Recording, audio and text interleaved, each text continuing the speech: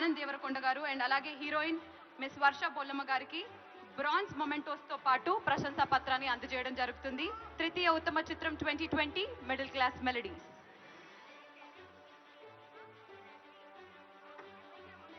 Congratulations to Middle Class Melodies team. And ఇప్పుడు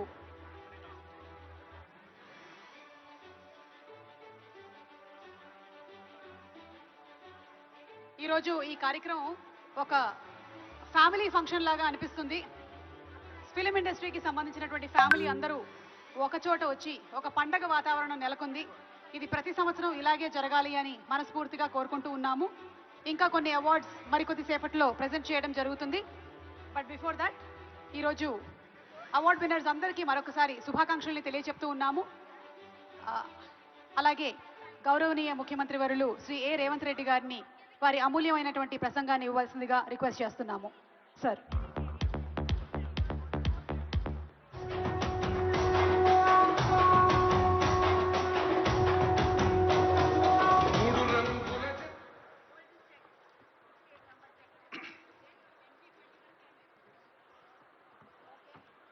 Telangana Gaddar film awards 2025 దాదాపుగా 14 సంవత్సరాల తర్వాత తెలంగాణ రాష్ట్ర ప్రభుత్వం ఈ అవార్డు కార్యక్రమాన్ని నిర్వహించాలని సినీ పరిశ్రమకు సంబంధించిన ప్రముఖులు, ముఖ్యంగా యువమిత్రులు దిల్ రాజు గారు ఈ ప్రతిపాదన తెలంగాణ రాష్ట్ర ప్రభుత్వం దృష్టికి తీసుకురావడం జరిగింది. దీనికి సంబంధించి ఈనాడు ఇంత అద్భుతమైన కార్యక్రమాన్ని ఏర్పాటు చేసి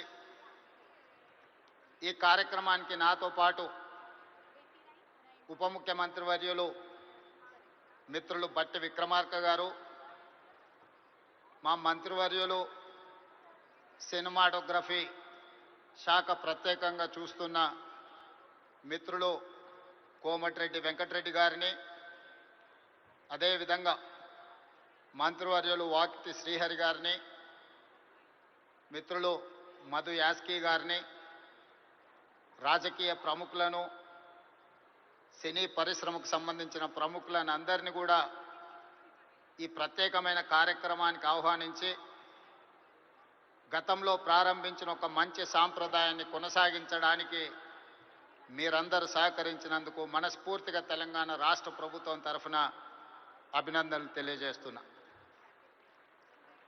మిత్రులారా,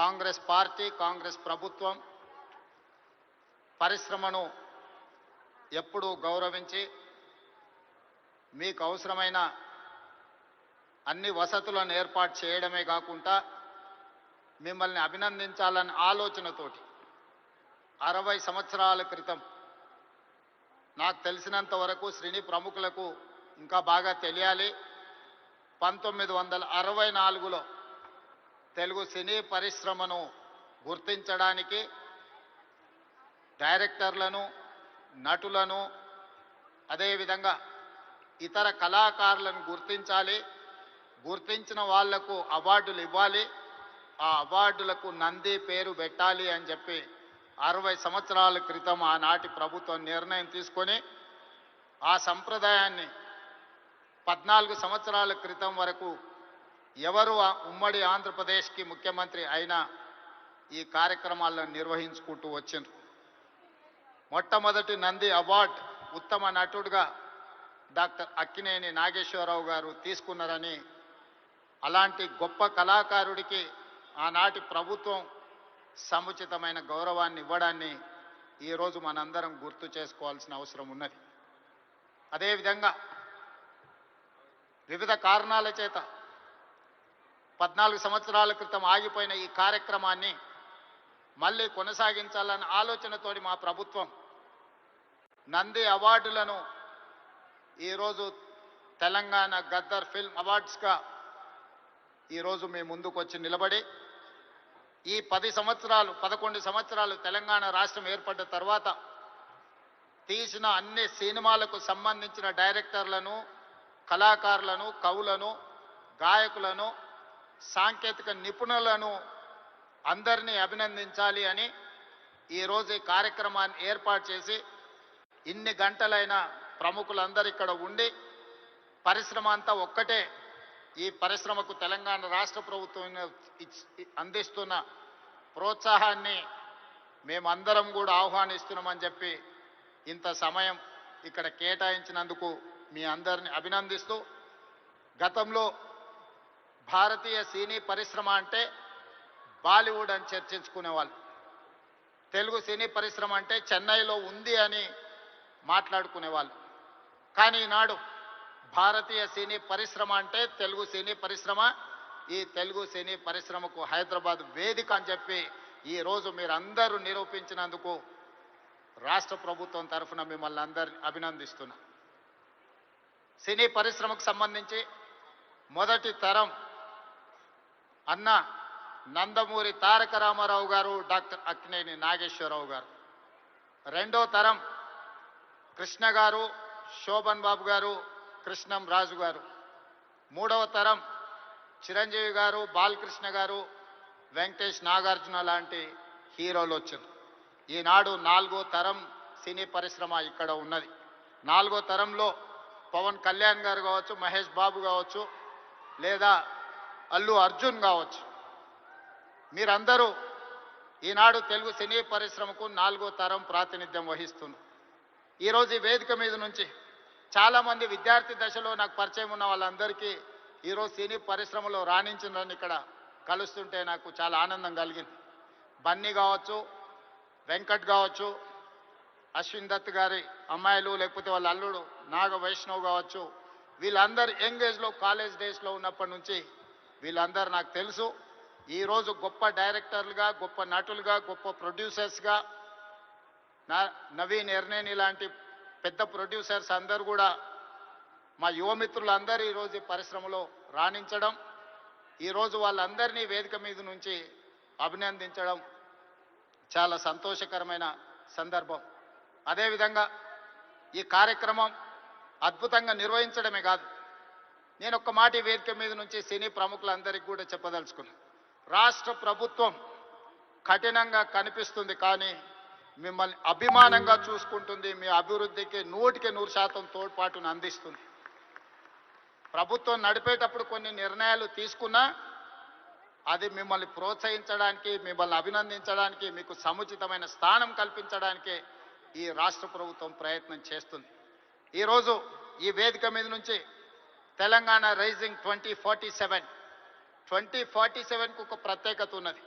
ఈ దేశానికి స్వతంత్రం వచ్చే 100 సంవత్సరాలు 2047లో మనం పూర్తి చేసుకోబోతున్నాం.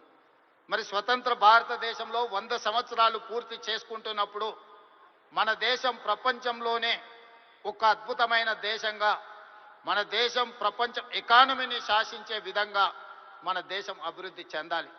అది పరిశ్రమలు కావచ్చు, ముఖ్యంగా IT, pharma, defence and film industry.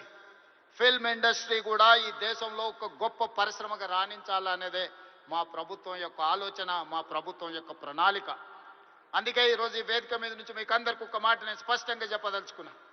నేను మొన్న జరిగిన నీతి ఆయోగ్లో ప్రధానమంత్రి గారికి చెప్పిన 2047 ఏదైతే విజన్ ఉందో 2047కి తెలంగాణ రాష్ట్ర ప్రభుత్వం $3 ట్రిలియన్ ఎకానమీగా అభివృద్ధి చెందాలి. 2035 లోపల $1 ట్రిలియన్ ఎకానమీగా తెలంగాణ రాష్ట్రాన్ని అభివృద్ధి పదం వైపు నడిపిస్తాం. 10 సంవత్సరాలు తిరిగే లోపల $1 ట్రిలియన్ ఎకానమీకి చేరాలన్నా 2047కి $3 ట్రిలియన్ ఎకానమీకి తెలంగాణ రాణించాలి అనంటే సినీ పరిశ్రమ గొప్పగా అభివృద్ధి చెందాలి. ఈరోజు హాలీవుడ్ అంటే అమెరికాకి వెళ్తున్నాం, బాలీవుడ్ అంటే ముంబైకి వెళ్తున్నాం. నేను అడుగుతున్న మిత్రుల్ని, రాజమౌళి గారిని, ఈరోజు ప్రపంచమే గుర్తించే విధంగా అద్భుతమైన సినిమాలను తీయగలిగిన మీరు ఆ పరిశ్రమను ఎందుకు ఈ గడ్డ మీదకి తీసుకురారు అని నేను మిమ్మల్ని అడుగుతున్నా. ఈరోజు రాష్ట్ర ప్రభుత్వం మీకు అండగా నిలబడ్డది. హాలీవుడ్ అమెరికా కాదు, బాలీవుడ్ ముంబై కాదు, హాలీవుడ్ బాలీవుడ్ హైదరాబాదు గడ్డ మీద ఉండాలి. మీకేం కావాలనో నాకు చెప్పండి. రాష్ట్ర ప్రభుత్వం మీకు అండగా నిలబడుతుంది. ఒక ఐటీ పరిశ్రమను, ఒక ఫార్మా ఇండస్ట్రీని, ఒక డిఫెన్స్ ఇండస్ట్రీని ఏ రకంగా ప్రోత్సహించినామో ఈరోజు ఫిల్మ్ ఇండస్ట్రీని అదే విధంగా ప్రోత్సహిస్తాం. మీకు కావలసిన ప్రణాళికలు అందిస్తాం. ప్రణాళికలు మీరు రచించండి. మా విజన్ డాక్యుమెంట్లో తెలంగాణ రైజింగ్ 2047 విజన్ డాక్యుమెంట్లో ఫిల్మ్ ఇండస్ట్రీకి ఒక చాప్టర్ ఇస్తాం. ఆ చాప్టర్ని రాయాల్సిన బాధ్యత సినీ ప్రముఖులకు, ఇక్కడ ఉన్న పెద్దలందరికీ ఉంది. మీకు ఏం కావాలనో నాకు చెప్పండి. నేను ఈరోజు చెప్తున్నా, ఇక్కడ నుంచి 22 సంవత్సరాలు, ఈ 22 సంవత్సరాలు క్రియాశీలక రాజకీయాలలో నేను ఉంటా. ఏ హోదాలో ఉన్నా మీకు అండగా నిలబడతా.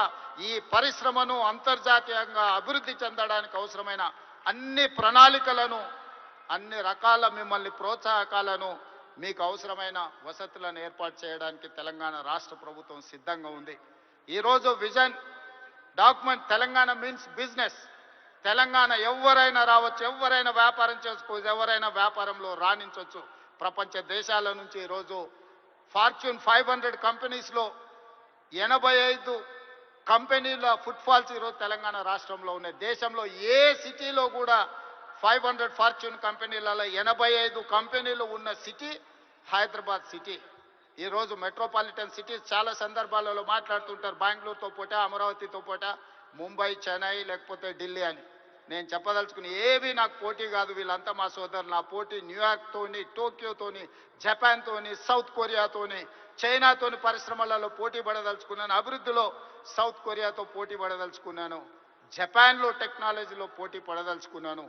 ఇది మా విజన్ డాక్యుమెంట్. తెలంగాణ రైజింగ్ 2047 ఒక విజన్ డాక్యుమెంట్ తయారు చేస్తున్నాం.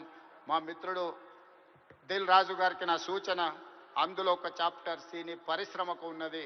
ఆ సినీ పరిశ్రమకు సంబంధించిన చాప్టర్ మీ ప్రముఖులందరూ కలిసి మీకు ఏం కావాలనో చెప్పండి. తెలంగాణ రాష్ట్ర ప్రభుత్వం మీకు అండగా నిలబడుతుంది. నా కళ్ళతోని 2047 15th ఆగస్ట్ రోజు $3 trillion ఎకానమీని చూసినాక ఆ రోజు నేను రాజకీయంగా ఆ రోజు చాలా ఆనందంగా మళ్ళీ సినీ పరిశ్రమ వేదికను ఏర్పాటు చేసి నేను చెప్పింది ఇంతవరకు ఏది మిస్ కాలేదు. ఇంతవరకు నేను ఆలోచన చేసింది, నేను సాధించాలనుకున్న దాంట్లో ఎందులో కూడా ఇంతవరకు నేను ఫెయిల్ కాలే. నా సక్సెస్ రేషియో 100%. అంతెందుకు, ఇక్కడ అశ్విన్ దత్ గారు అమ్మాయి ఉంది. అమ్మాయి కాలేజ్ స్కూల్కి పోయేటప్పుడు నాకు బాగా తెలుసు. అమ్మాయితో నవ్వుతూ అనేవాడు, నువ్వు రెడ్ల అమ్మాయిని పెళ్లి చేసుకుంటావమ్మా అని. సరిగ్గా రెడ్ల అబ్బాయిని పెళ్లి చేసుకొని ఇప్పుడు వేద మీదకి వచ్చింది. 20 years బ్యాకో 25 years బ్యాకో నేను చెప్పిన అమ్మాయికి, నాకు తెలిసినంతవరకు. సో నేను ఒకసారి చెప్పిన అంటే 100% అది జరుగుతుంది. 2047కి $3 trillion ఎకానమీకి మనం చేరుకుంటాం. మీరు కష్టపడితే బాలీవుడ్, హాలీవుడ్ హైదరాబాద్కి వస్తుంది. దానికి సంబంధించి మా వైపు నుంచి సంపూర్ణమైన సహకారం ఉంటుంది. ఈరోజు గద్దరన్న అంటే ఒక చైతన్యం, గద్దరన్న అంటే ఒక విప్లవం, గద్దరన్న అంటే ఒక వేగు చుక్క. గద్దరన్న స్ఫూర్తితోని ఈరోజు తెలంగాణ రాష్ట్రాన్ని మేము సాధించుకున్నాం. జయ జయ హే తెలంగాణ అందించిన అద్మశ్రీ, ఈరోజు జై బోలో తెలంగాణ అందించిన గద్దరన్న మాకందరికీ స్ఫూర్తి. అలాంటి స్ఫూర్తితోనే మేము పోరాటం చేసినాం.